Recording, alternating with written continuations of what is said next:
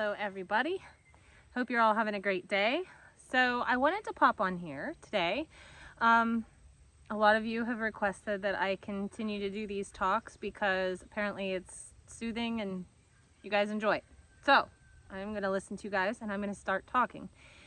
So we'll mix these videos up. I'll have homesteading videos and I'll have talking videos, and we're just going to go from there. So today's video, I wanted to talk to you guys a little bit about how I am going to respond to the pushback moving forward. How am I going to talk to people that are very hate-filled, rage-filled, out and left field, that just want to basically spew their anger at us? I am by no means an expert. I have no type of therapy background, nothing like that. I just come from a place of common sense.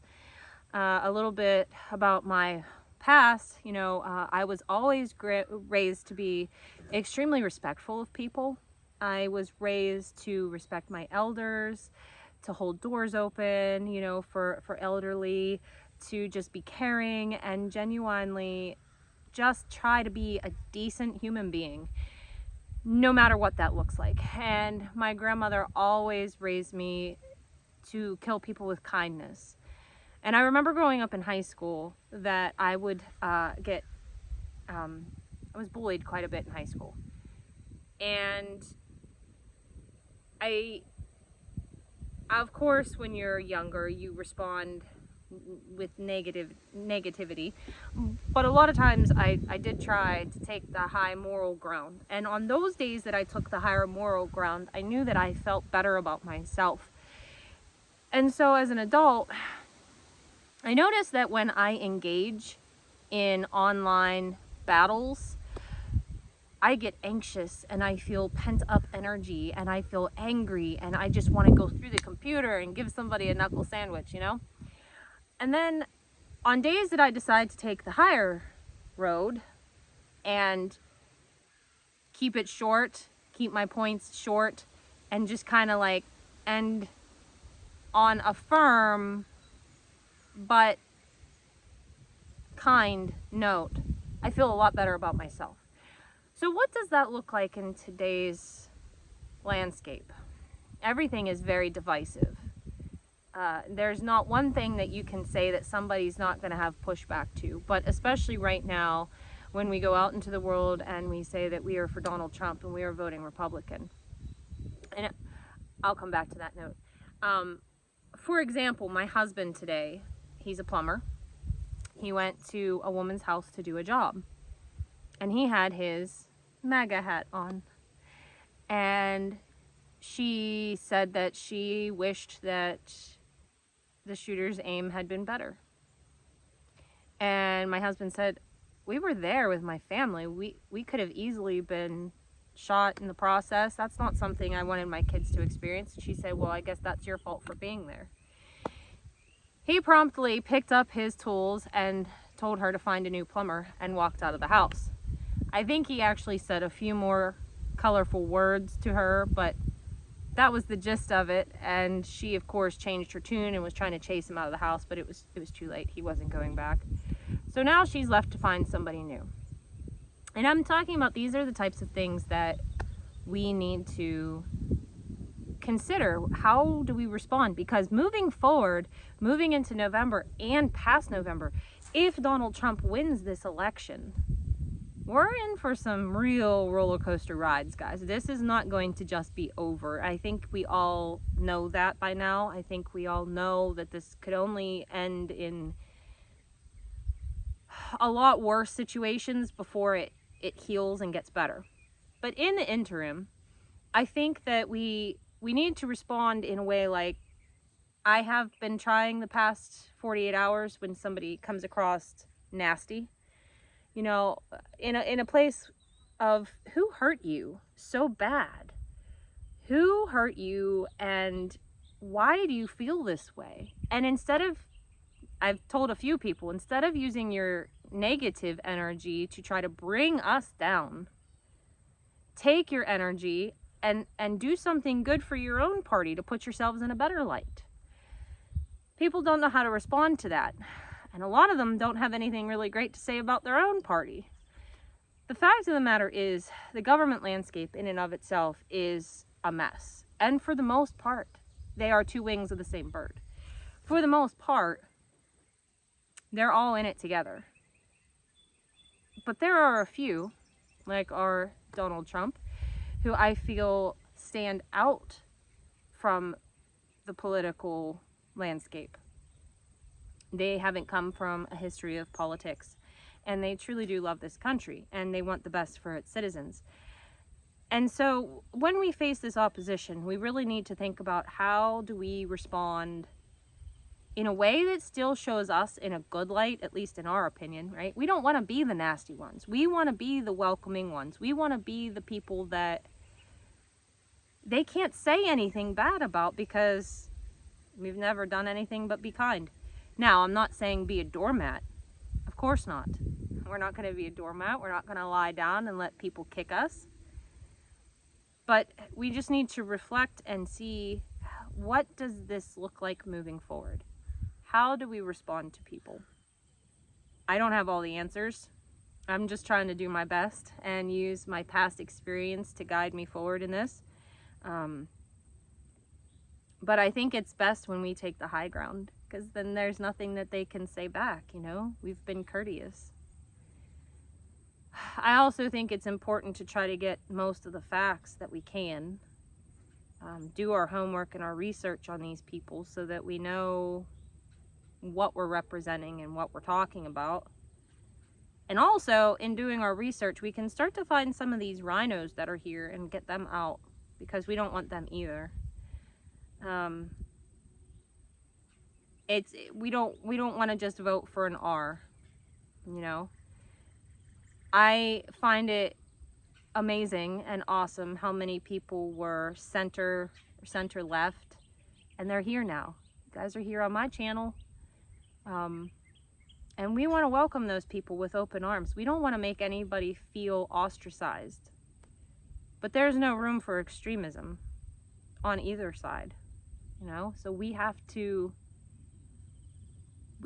be the party of love, truly, because this is the only way we can try to start fixing a broken country and a broken society who hates one another. If we continue to throw hate out there, then that's what we get back in return, you know?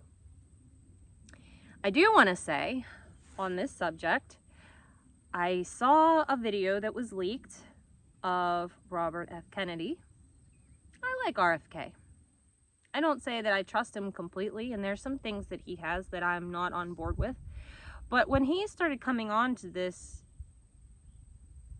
playing battlefield here, playing field, whatever you want to call it, I said to my husband, I was like, you know, if he was the Democratic nominee, it wouldn't be as bad.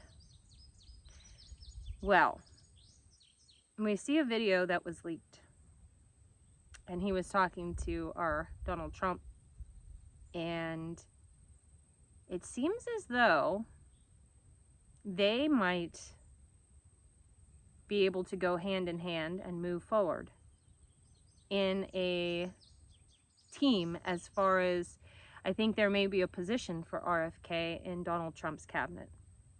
And if that is possible, then that proves to us that anything is possible. I know RFK has said before that he couldn't be Donald Trump's vice president because his wife wouldn't approve of it. So we know that his household is divided. But it looks as though they're able to team up. So my thoughts on that is I'd love to see it. I would love to see it. Because truthfully, if anybody is undecided and they vote for RFK, that really is just going to be a vote for Donald Trump, because it's going to be taking a vote away from Joe Biden, right? None of us Republicans are going to take our votes away from Trump to go vote for RFK. If there are some, it's going to be a small, very small, minute majority, especially after now, because a lot of people just in my videos alone have said they were always on the fence about Donald Trump, and now Now they're 100% on board. So a vote for RFK is one less vote for Biden, technically one more vote for Donald Trump. I would love to see RFK join with Donald Trump and be part of his cabinet. Now, again, there are things about RFK that I don't personally agree with. And I'm a little bit suspicious because some of the things that he said when he first started coming back into this landscape seems to have flip-flopped a little bit. And I told my husband this maybe about a month or so ago. I said, I hope he doesn't sell out. But this video, you guys can probably look it up. It's RFK and Donald Trump talking on the phone. It looks like RFK, I think somebody said his son videotaped it and they uploaded it. They leaked this video. They were on the phone. It was definitely not staged. Donald Trump was on speakerphone with RFK, so you could hear what was being said. And they were talking about infant vaccinations and how there's so many of them, and how he wants this stuff to all be gone over again, basically. I won't go through all the in-depth details. You can listen to that. You can use your own 2 cents. I have my opinions on that. We're not going to get into that in this video. However, it sounded like he was all on board, because we do know that RFK has a lot of opinions about such things. And a lot of his opinions on those things are why I like him so much. So, yeah, it looks like that could be a relationship to watch, and I'm very intrigued by that. I also want to touch on JD Vance is now the vice president selection. I've heard a lot of good and a lot of bad, and yeah, he has said some things about Donald Trump in the past. He's 39 now. He was 30 when he made those comments, so 9 years ago. I want you to think about your own mental state when you were 30 as compared to when you were 40. I want you to think about how many times that you yourself have flip-flopped your ideals in 9 years. Things change. I think people's ability to say, hey, yeah, I said this, I was wrong, I don't feel that way anymore. Everybody that's opposing that, let's give him a minute. Let's give him a minute. Let's let him prove himself, okay? Because I've changed my opinion in 9 years. And I know many of you have as well. Not on Trump. I've been a Trump supporter. Heck, I loved Trump way back in the early 2000s, you know? I always loved him. He's cocky and arrogant. And I don't know. I like that energy.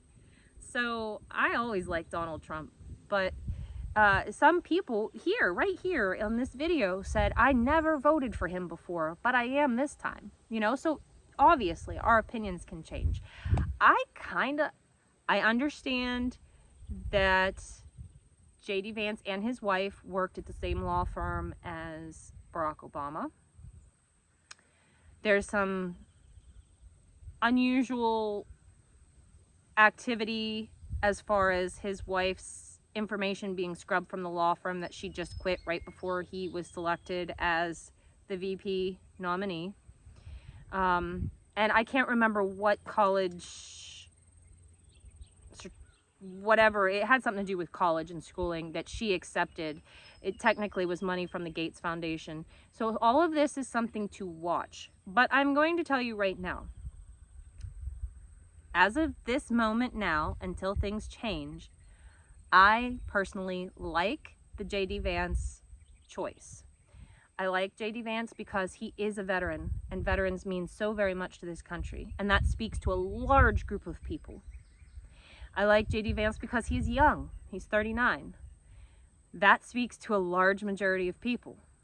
And so far, he's shown to be a MAGA supporter. He has the same values, and I don't live in Ohio. I live next to Ohio, and when East Palestine happened, and that's not all that far from here, I think that JD Vance did an okay job. I don't live there. I think that he responded better than our own governor. That's just my own 2 cents. Again, I don't know all the details, so I could be incorrect. And if you guys have lived through that, please correct me down below. I would love to hear your input and your side of the story. But so far, I want to give the man a chance. I think he could be a good choice. I enjoyed seeing him sitting next to Donald Trump last night at the RNC National Convention. So yeah, I hope that he is who he needs to be. I hope that he is who we need him to be. And I hope that he maybe becomes the future of the party. He's certainly young enough. He's certainly going to breathe fresh air, fresh life into the party. So we need that. So let's give that man a chance. Let's see what happens. Is he my first choice? No, he wasn't my first choice. I had some other people that I would have preferred. Vivek Ramaswamy was one of them. I was really kind of hoping. And that's another one. My husband, he's like, I just don't trust him. I know some people feel that way. I think he has proven himself faithful. We'll see if that continues. Although it looks like he may have a position in Trump's cabinet as well. We just don't know which one yet. But we will follow that closely. I know a lot of people were on the Tucker Carlson train. However, I watched a video today and somebody said, what if he was the speaker? You know, like, what do they call him? The press secretary, or what, a press speaker, whatever. I can't remember the term. It's that Karine Jean-Pierre, her position. And I think that would be awesome. Because Tucker is extremely articulate with his words, and I think he would answer extremely clear. I don't think he would hold anything back, and I think that he would give people exactly what they need to hear. So that position I would love to see for Tucker Carlson, and I think that we will see him in some capacity in Trump's cabinet as well. There are a lot of other great governors across this country, and we need them to just back up Donald Trump for sure. So those are my thoughts moving forward. I hope this isn't too much of a ramble. There's a lot to talk about right now, but I think what we really need to do is focus on being the conservatives that we are. Conservative as far as not scorch earth these critics off the planet. You know, we need to, I'm not trying to say convince, because we'll never convince these people that this is the party of choice. Okay, that's not going to happen. We know that's true. But it's also not worth us demeaning our own values and our own morals to lower ourselves to that level. Basically, that's what I was trying to hit home, and I hope that comes across. Definitely stand up for yourself. Hold the line. Hold the line. It's not time to loose the arrows yet, you know? Hold the line. Stay steady, firm, confident. But also at the end of the day, make sure that your actions allow you to put your head down on your pillow at night and sleep comfortably. We don't want to lower ourselves, okay? That's going to do it for this video. I'm going to upload it. The video that I posted this morning was supposed to be yesterday's video. But guys, the YouTube, for some reason, I don't know whether it's my internet or YouTube itself, but the upload took me hours and hours and hours. So I will try to do better with this one. It may come out today, which is Tuesday. It may come out tomorrow, which is Wednesday. Either way, I'm just going to keep pumping out the videos. I hope they find you all well. My thoughts are with everybody. I hope you have a great day, and I will see you in the next video. Bye.